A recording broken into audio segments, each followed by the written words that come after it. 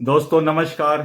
दोस्तों मैं विमल शाही आप सभी लोगों का अपने चैनल में स्वागत करता हूं और उम्मीद करता हूं कि आप लोग सब लोग स्वस्थ होंगे एवं मस्त होंगे। सभी राष्ट्रवादियों और सनातनियों से ये निवेदन रहेगा कि आप लोग मेरे चैनल को सब्सक्राइब कर लीजिए और वीडियो को लाइक एवं शेयर भी कीजिए। दोस्तों आज हम लोग बात करने वाले हैं राहुल गांधी के बारे में। जी हाँ दोस्तों, उससे पहले आप ये वीडियो देखिए।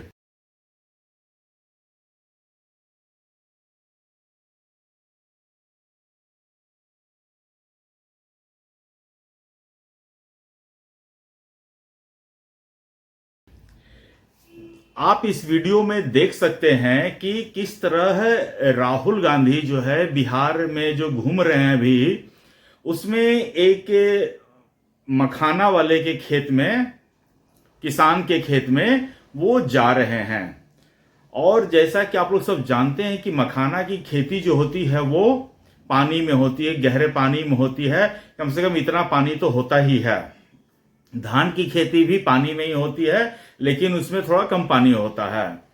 लेकिन दोस्तों ये देखिए, राहुल गांधी जो पानी में खेत में जो जा रहे हैं जिसमें पानी है, तो ये मौजा पहन कर जा रहे हैं। दोस्तों राहुल गांधी बहुत प्रयास करते हैं कि वो जिस लोगों के बीच में जाएं उनके जैसा दिखने का कोशिश करें। वो अगर बढ़ई के पास जाते हैं तो वो किसी कोशिश करते हैं कि बढ़ई जैसा दिखें। कुलियों के बीच जाते हैं तो वो कोशिश करते हैं कि कुली जैसा दिखे। मैकेनिक के पास जाते हैं तो वो कोशिश करते हैं कि मैकेनिक जैसा दिखे। उनके लेकर काम भी करना स्टार्ट कर देते हैं।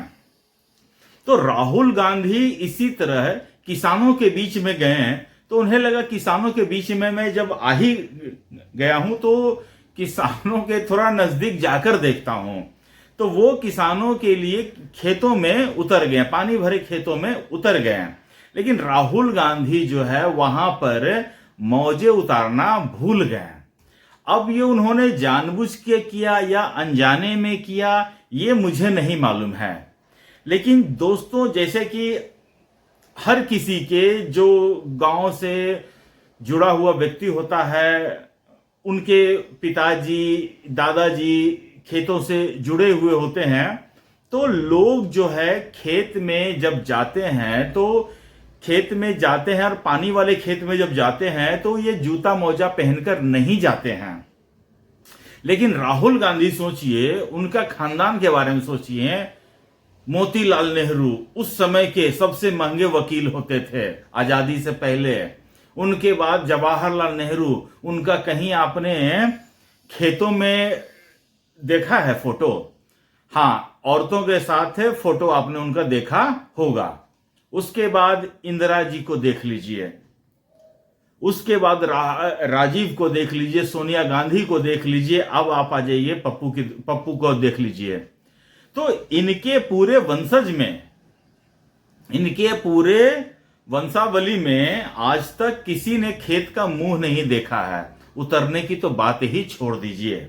तो ये राहुल गांधी पता नहीं अपने मन से करते हैं या इनको कोई कहता है कि इस बार आप जाना ना तो खेतों में घुस जाना।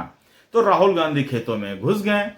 उन्हें ये किसी ने बताया है या नहीं बताया है ये मुझे मालूम नहीं कि खेतों में घुसना होता है तो मौजे उतार के घुसना होता है, या राहुल गांधी इतने कोमल हैं कि अगर खेत में पानी है तो बहुत सारे कंकर हो सकते हैं, पत्थर हो सकते हैं, घोंघा जिसको कहते हैं वो हो सकता है।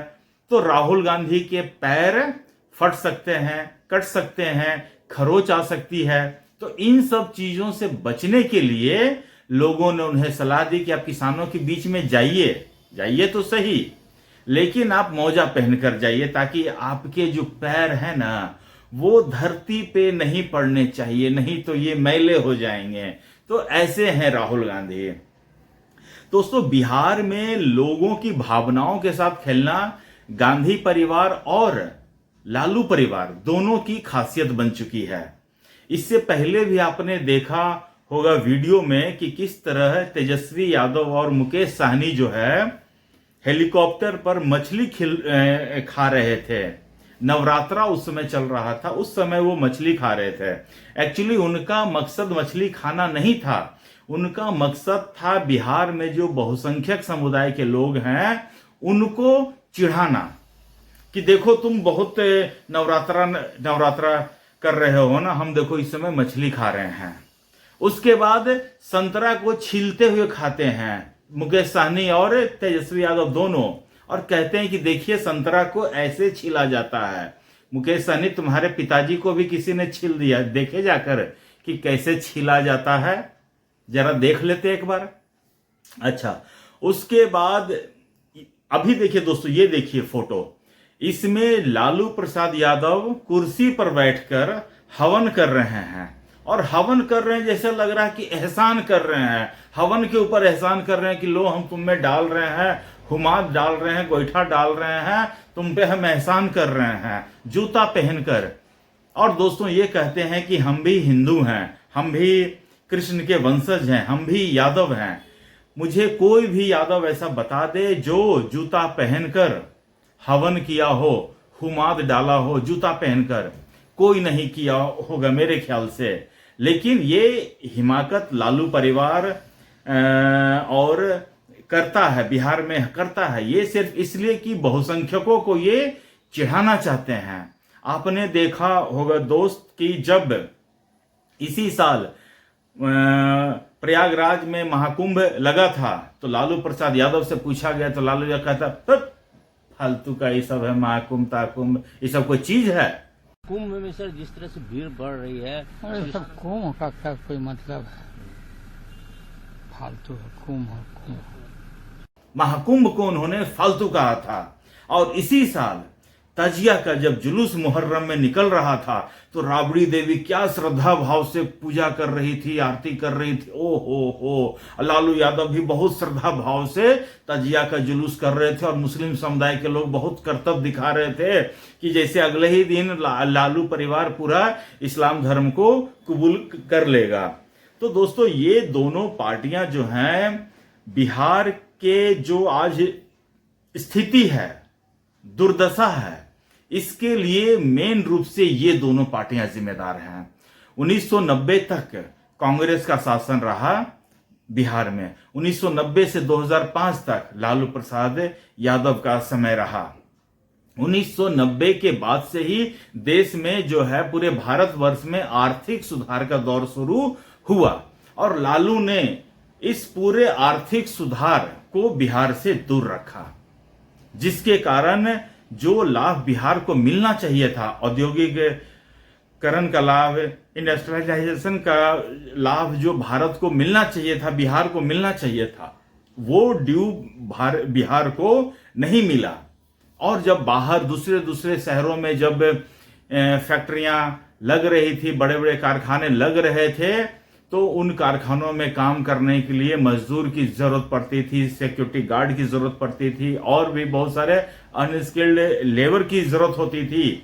और तो उस समय बिहार से पलायन का दौर शुरू हुआ, लोग दूसरे प्रदेशों में जाकर नौकरी कर रहे हैं, क्योंकि बिहार में तो लालू प्रसाद यादव ने कुछ भी किया ही नहीं।